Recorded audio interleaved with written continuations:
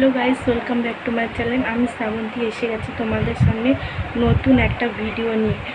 এখন দুপুরবেলা সব কিছু কাজ টাজ কমপ্লিট করা হয়ে গেছে, সকালের কাজ টাজ।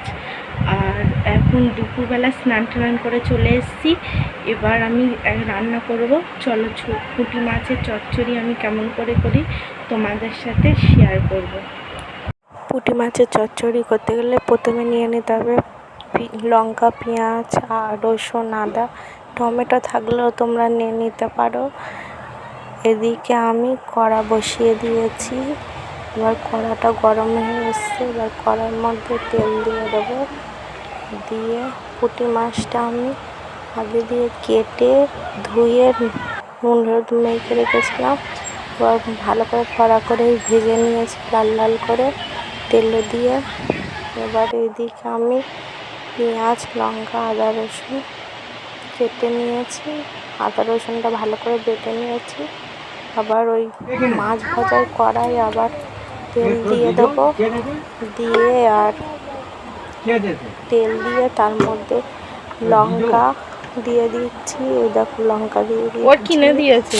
এবার তারপরে দিয়ে দেবো পেঁয়াজ দিয়ে দেবো। এবার কড়ার মধ্যে পেঁয়াজ দিয়ে দিচ্ছি। তারপরে এবার লঙ্কা আর পেঁয়াজটা ভালো করে লাল লাল হয়ে ভাজা হয়ে গেলে গেছে।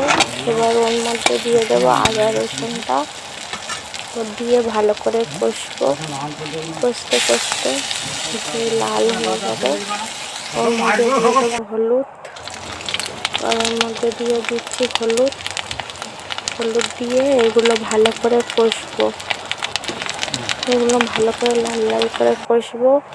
কষা হয়ে গেলে তার মধ্যে লাল লাল করে পুঁটি মাছ ভাজাটা দিয়ে দেবো। লাল লাল করে ভাজা পুঁটি মাছটা ভালো করে কষে কষে ভেজে নিয়ে এই যে আমাদের রেডি হয়ে গেল পুঁটি মাছের চচ্চড়ি।